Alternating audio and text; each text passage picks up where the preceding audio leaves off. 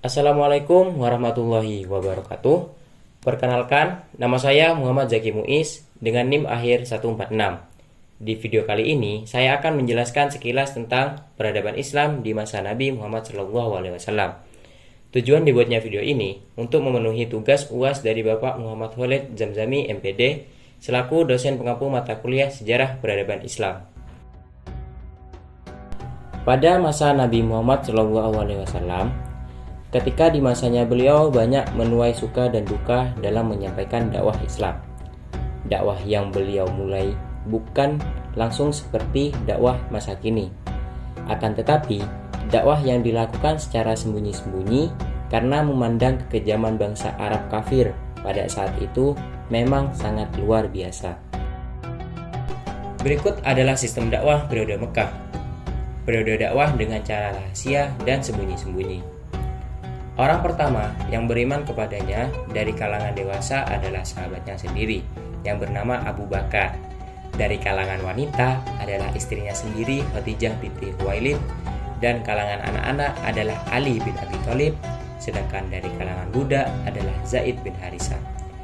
Periode ini berlangsung selama 3 tahun dan Rasulullah berhasil mendekatkan dirinya kepada keluarganya dalam pendekatan wahyu dan pendekatan keislaman. Sehingga orang-orang yang terdekat dengan Rasulullah itulah yang terlebih dahulu memeluk agama Islam. Kemudian Rasulullah bersama kaum mukmin berkumpul di rumah Arqam bin Abi Arqam untuk mengerjakan urusan agama. Sejak saat itu, orang Quraisy telah menyatakan permusuhan kepadanya. Namun, Allah melindungi beliau dengan adanya pamannya, yaitu Abu Thalib. Sahabat-sahabat yang memiliki kerabat dan jaminan, maka mereka mendapatkan perlindungan, sedangkan yang lain, mereka selalu mendapatkan ancaman dan siksaan.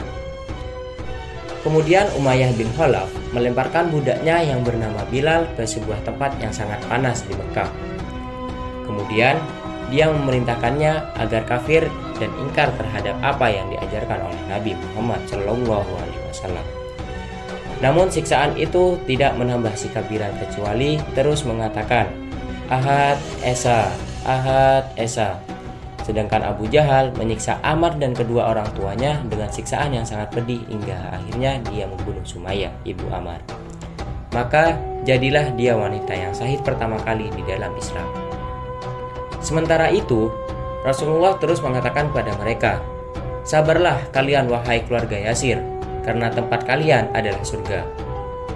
Abu Bakar terus membeli budak-budak yang disiksa itu dan kemudian memerdekakannya. Dia memerdekakannya di antaranya Bilal, Amir bin Fuhairah, Zanirah, dan yang lainnya. Dakwah yang disampaikan oleh Rasulullah SAW dengan terang-terangan dan terbuka. Allah menurunkan firman-Nya dalam Quran surat Asy-Syu'ara ayat 214 yang artinya, "Dan berikan peringatan kepada kerabat-kerabatmu yang terdekat." Dari ayat tersebut, Rasulullah naik ke Bukit Syafa dan memanggil orang-orang Mekah. Beliau bersabda, "Bagaimana pendapat kalian jika aku kabarkan pada kalian bahwa di lembah sana ada seekor kuda yang menyerang kalian? Apakah kalian mempercayai apa yang saya ucapkan?" Mereka menjawab, "Ya, kami percaya karena kami belum pernah mendapatkan engkau berdusta." Maka Rasulullah bersabda, "Ketahuilah bahwa sesungguhnya aku memberi peringatan kepada kalian tentang siksa yang sangat pedih." Lalu Rasulullah mengajak mereka untuk beriman kepada Allah. Maka berkatalah pamannya sendiri yang bernama Abu Lahab, "Celakalah engkau wahai Muhammad, apakah hanya untuk urusan ini mengumpulkan kamu?" Maka dari peristiwa ini Allah Subhanahu wa taala menurunkan firman-Nya yang artinya, "Binasalah kedua tangan Abu Lahab dan sesungguhnya dia akan binasa." Quran surat Al-Lahab ayat 1. Setelah itu Rasulullah mulai berdakwah kepada kerabat-kerabatnya dan keluarganya. Allah menurunkan firman-Nya yang artinya, "Maka sampaikanlah olehnya secara terang-terangan, secara apa yang diperintahkan kepadamu, dan berpalinglah dari orang-orang yang musyrik. Quran Surat Al-Hajj ayat 94. Nah, berikutnya sistem dakwah periode Madinah.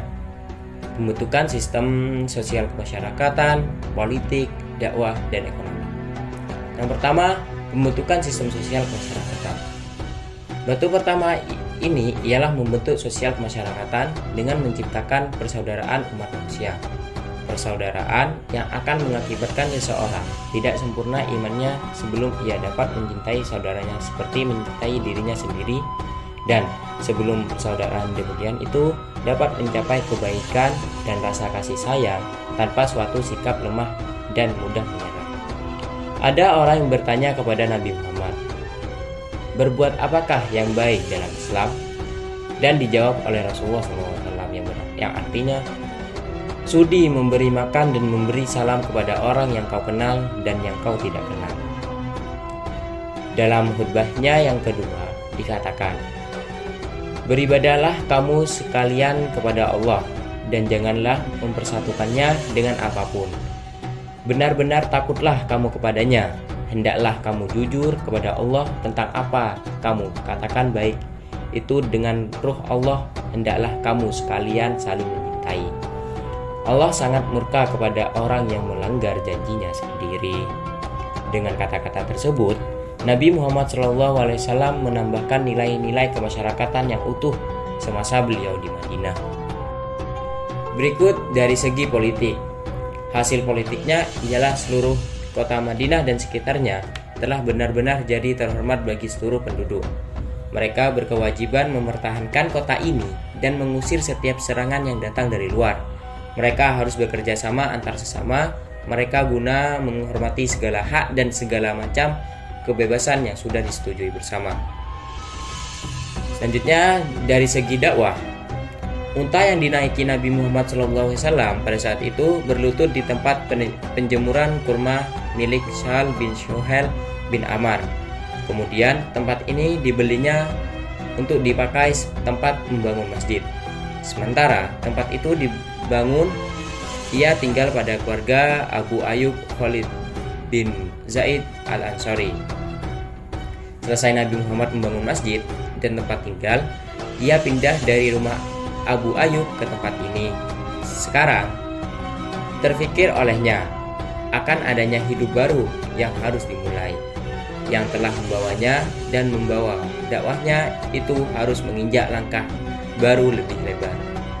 Jadi kesimpulannya, langkah dakwah yang pertama kali ditunjukkan oleh Nabi Muhammad SAW ketika berada di Madinah ialah dengan mendirikan masjid sebagai tempat beribadah, tempat tinggal, dan menyebarkan dakwah Islam.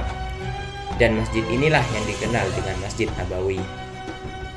Dari segi ekonomi, perekonomian masyarakat Muslim di Madinah tertumpu dengan dua bidang. Pertama bidang perniagaan dan kedua bidang pertanian. Dari kedua mata pencarian inilah masyarakat Muslim mampu bertahan di Madinah.